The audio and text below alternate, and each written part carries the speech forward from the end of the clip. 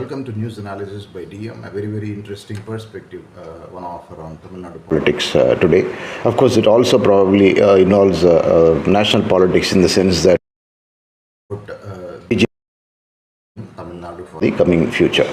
Very interesting days in the past few days in Tamil Nadu politics, particularly with DMK, the ruling Dravidian Kazhagam, upping its ante on a number of issues which probably it thinks are issues that are coming assembly polls 2026. Interestingly, when they won in 2021, I think they used they dedicated the victory to the Dravida model of governance which they are going to offer, which also included a lot of freebies and welfare measures for the state. The state always has been kind of benefited from welfare measures ever since the days of the late MGR and Jayalalitha, and even Dr. M. Karunanidhi before that. But the whole point is whenever DMK is pushed to the brink in terms of running out of steam, or probably it feels that it's going to one reason or other resort to issues which are probably more of rhetoric and less of substance. History of the party in the past number of decades, even when Dr. M. Karunanidhi was alive, the DMK will conveniently pick up anti-Hindi agitation as and when it is faced with political issues, teething political issues in the state. Likewise, now the state is undergoing a bit of turmoil in the sense that law and order is an issue. A lot of atrocities against downtrodden people. Dalits have been under attack in many places. Violence against women has been on the rise. We all are aware of very prominent cases where I think there was a death in a school, death of a girl in a school in Kallakurichi, and subsequently, very recently, a student of Anna University was molested, which led to a huge outrage amongst the perception is, while the DMK, the Honorable Chief Minister M.K. Stalin and the DMK leader says that they have absolutely no opposition in sight in the coming assembly elections, and they will probably literally sweep the polls. And in the party meetings of the DMK, he has been saying that they will win about 200 seats. That is the kind of confidence they try to display in public. But it is also now becoming a harsh reality that they probably are going to have a tough time. Of course, the Anna DMK is kind of not in the best of his shape because of number of issues within the party, but Anna DMK also is now reconciled to the fact that it has to form a formidable alliance in 2026 to dislodge the present government in case it is attempting to. And in that sense, earlier on, they were very rigid, saying that they had walked out of NDA and severed their ties with their BJP in the 2024 Lok Sabha polls. Edappadi Palaniswamy took that route primarily expecting that he will cut into a chunk of the minority votes which are always with the DMK. But that didn't work. So now I think the ADMK is very desperate to form an alliance. The options for them are either the Tamilnadu Vetri Katchi of actor Vijay, who has been making very unreasonable demands, or the other option is to probably knock the doors of the BJP and the NDA again and see as to what terms they can come to. Well, this is just a backgrounder, but interestingly, the recent days I've seen a lot of agitation against Hindi, a lot of agitation against the new education policy, which the DMK government seemingly had agreed to in principle and even signed on the documents in Delhi as per the disclosure made by the Union Minister Dharmendra Pradhan in Parliament yesterday and the recent few days.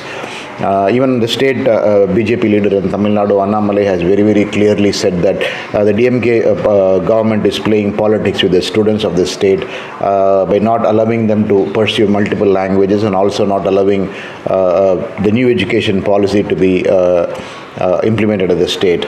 Whereas the DMK says that it has always been against the new education policy and stuff like that. But yes, as I said earlier, they have upped the rhetoric in the recent past. They really are on a linguistic chauvinism mode in a very aggressive way, kind of upping the ante, talking more about Tamil nationalism, if I can use that word, their affinity for Tamil, and saying that under no circumstances will they allow Hindi or any other language. Of course, the primary opposition to Hindi, but they say that they are in principle opposed to the three language. And why exactly did somebody like Dharmendra Pradhan, who holds an office, decide to take on the Dravidian Kazhagam government in a very big way? I think he He said that people like Kanimudi, that they had agreed to whatever was mentioned. And they had also agreed that the grants for the union government for the state's education will come only if they agree for the new education policy. And he also said that the entire lot of the DMK are very, very dishonest to the people of the state. He probably hinted about the government here. He also hinted about the 39 MPs who were on the floor of the house yesterday when he was replying to questions on the new education policy. And that has set off a series of provocations in Tamil Nadu. All the allies of the DMK are standing with it rock solid in terms of condemning the statement of Union Minister Dharmendra Pradhan. I think interestingly, across the state, effigies of Union Minister Dharmendra Pradhan were burned by it, and the DMK seems to have been completely yesterday, and I think is also going to make a huge issue out of it. I think today the DMK members of parliament have planned an agitation outside parliament, keeping all these issues in mind is what is the latest news. So coming to the point as to why did Dharmendra Pradhan speak the way he spoke in Parliament, number one, and number two, did Dharmendra Pradhan really do it spontaneously, or was it a very, very well calibrated move by the BJP, both nationally and probably by taking to confidence the state BJP leadership, including the state BJP leader annamalai? If one understands BJP's plans, strategies and tactics, I think in any state in the country where they haven't made any headway, I think very, very clearly it would emerge that it is a very, very carefully thought out plan by the BJP nationally and at the state to probably push the ruling Dravidian Kadagam to the brink. And what do I mean by pushing them to the brink? By pushing them to the brink, I think it is very, very clearly wanting the DMK to probably take a more aggressive stand in terms of speaking things like the state autonomy, a unique Tamilnadu, and even almost I think go to things bordering on secession, because that has been the DNA of the DMK whenever they've been pushed to the brink. Because I think in the mid 60s or early 60s or mid 60s, there was even talk about Tamilnadu, which got completely tamed by the then center. So they are kind of vulnerable to such pressures or pressure tactics, and when they are vulnerable both from other parties as well as from people, I mean, when I say from people, when they face anti-incumbency, I think the tendency of the ruling DMK, or I think traditionally by the party, has been to resort to kind of extreme gimmickry, resort to Tamil nationalism, jingoism, I think bordering on a separate Dravidian land or probably separate Dravidian Union and things like that. Of course, it is unfortunate, but unfortunately that is how the party behaves. Thankfully or unthankfully, the allies of the party are such. I think the Dravidar Kazhagam is one of the, I think, proponents or biggest theorists of the ruling DMK, and even now people like Veeramani, who are the bosses of the Dravidar Kazhagam, are very, very proximate to the Chief Minister of the state. That besides, there is also, there are also a lot of murmurs that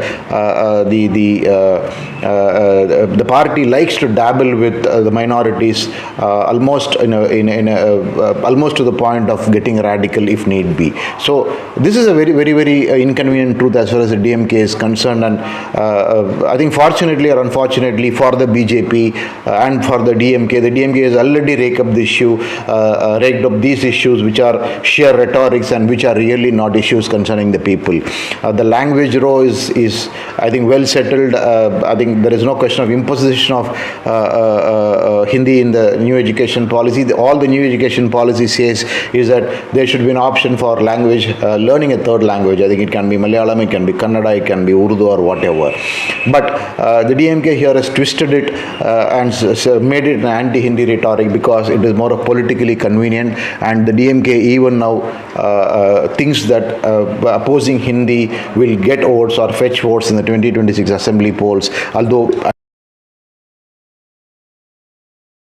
So by resorting to attacking the DMK aggressively, resorting to attacking the Honorable Chief Minister of the state himself in terms of his style of administration by using words like Super Chief Minister, which again Dharmendra Pradhan referred to in Parliament yesterday. He said that the Chief Minister agrees to issues, but there is a Super Chief Minister who is not allowing things to be implemented in the state. I think that was a very, very scathic attack on the government, and that was a singular reason why I think the DMK has got completely provoked and in a sense also rattled by such a statement. And that is where I think if you probably one understands how the BJP works, it is very, very clear that it is a very, very calibrated attack on the DMK, keeping in mind the fact that the BJP is setting eyes on the state for the long run. I think the BJP knows very well that 2026 assembly elections aren't going to be a very, very big deal for the party, because the party still is probably, I think, gaining its foothold in the state. The Lok Sabha poll saw that the BJP had about 12% vote share,